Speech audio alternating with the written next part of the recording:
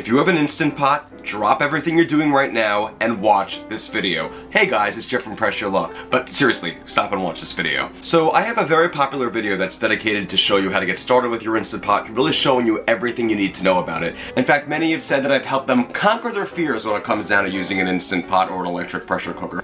Me, helping people conquer their fears, that's rich. But nevertheless, it's the truth. However, there were a few things on there that I wish I'd added, so I'm making this little video as an addendum, and not only does it focus on some really important little tips, but it also focuses on how to clean your Instant Pot a little bit as well. It's all in one place, it's gonna help you out, so come on, let's get going, and I'm gonna share some tips, but just the tip.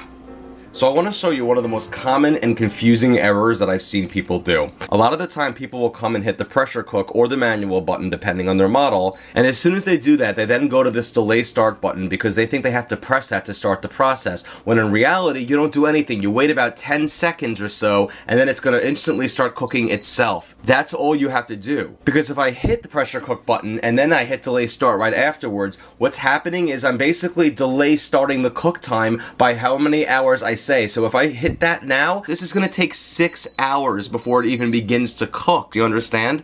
So it's not doing anything right now. It's not heating anything up. It's literally waiting 6 hours before it begins to cook. That's the problem. You never hit that unless you literally want to delay start your cook time, okay? Because then you're going to be like, well, wait a minute, why is nothing happening? I started it and nothing's happening. All you do is hit pressure cooker manual, adjust the time to what you want, and then just wait about 10 seconds or so and it'll start cooking on its own. That is a key error I always see happen. Not every model, by the way, has delay start on it, but if it does, again, you only use that if you want to delay start the cook time. If you want to cook immediately, avoid that at all costs. Never touch it. The only exception to this is if you're using the Ultra model, there's a start button. It doesn't say delay start, it says start, and you hit that anytime you want to begin an operation. Now, to that point, whenever you're pressure cooking something and you begin, let's say, you know, whatever, you want to go for 5 minutes or whatever, time doesn't make a difference. After a few moments, it's going to power on by itself after not touching it, and it's going to say on, which means it's coming to pressure. It's not immediately going to count down from the time we set it for because, well, first it has to build pressure, and how long that takes depends on how much volume is in the pot. If it's a lot of liquid or volume in the pot, it's going to take longer than if there was just about a little bit of liquid, like a cup or two. So on means it's coming to pressure. Now, one of the biggest issues I see is that people are cooking in their Instant Pot and then steam starts coming out on the sides and condensation starts getting around the lid, and the reason for that is very likely because your sealing ring is not properly in. So let me show you what I mean.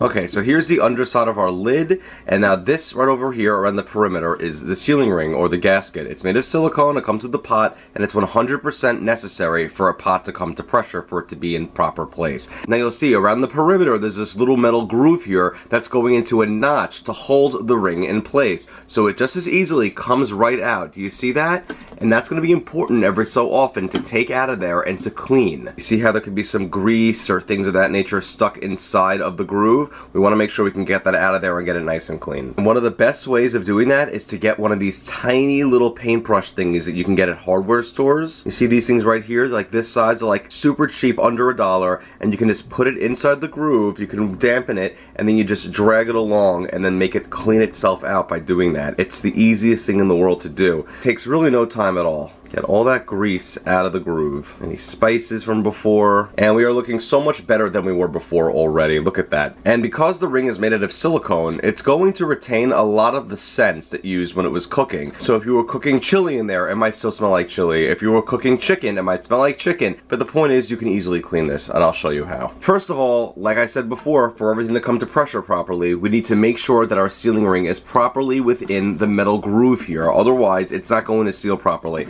And also, after many uses of a sealing ring, it might become very loose and wobbly, and if that's the case, you simply replace them. You can just easily order them online. They are very cheap. I'll link where you can get that. Now that said, I also recommend that you have 2 sets of sealing rings, one for sweet dishes, one for savory dishes. Again, they should be changed out about every 6 months or so because eventually they will become a little bit loose, and we don't want that to happen. We want them to be nice and secure within the metal groove here, okay? And now let's add in 2 cups of a white vinegar to the pot because that's going to be essential to cleaning out the odor from the ring. And now secure the lid just as if you were cooking something and make sure it's in sealing position. Come down to the control panel and hit the steam button, and we want to go on this, guys, for just 2 minutes. That's it.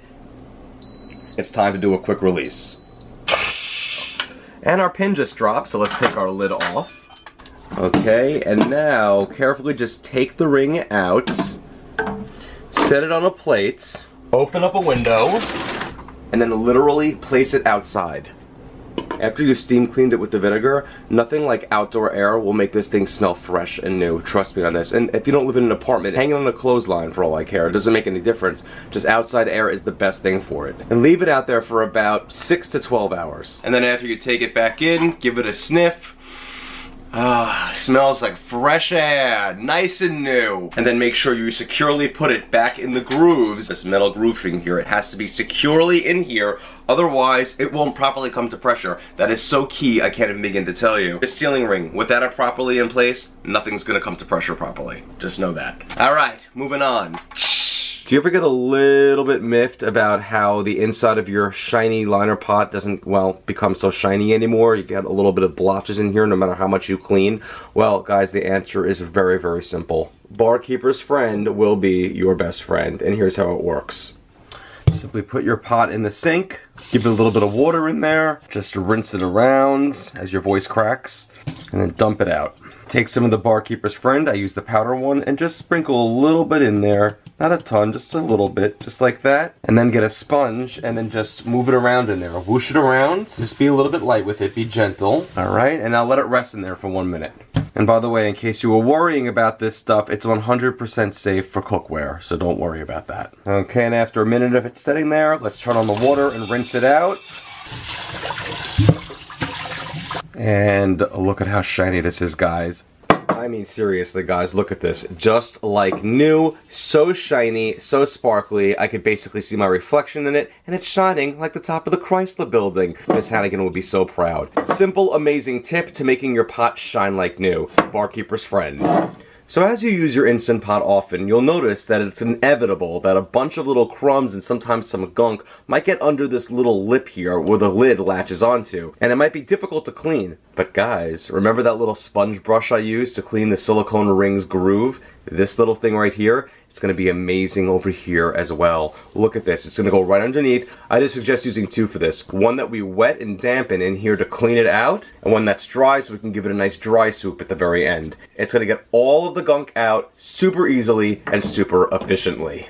Because who doesn't like a nice clean rim? Oh hey, by the way, you see these little edges here? They're not just handles to lift your Instant Pot up, they have a little insert in them. And you see how your lid here has these two fins on the side? Guess what that's for? You guessed it, to put it right inside of the little groove there, so it stands upright in your pot. How awesome is that? So many people don't realize you can do that, but that's exactly what it's for. Just be careful you don't push down on here because it's not going to close that way. It's not on a hinge. But you can do it on this side, or you can do it on this side. The choice is yours. Okay, so these mixing spoons or rice paddles that come with your Instant Pot are so brilliantly designed because I'm going to show you why.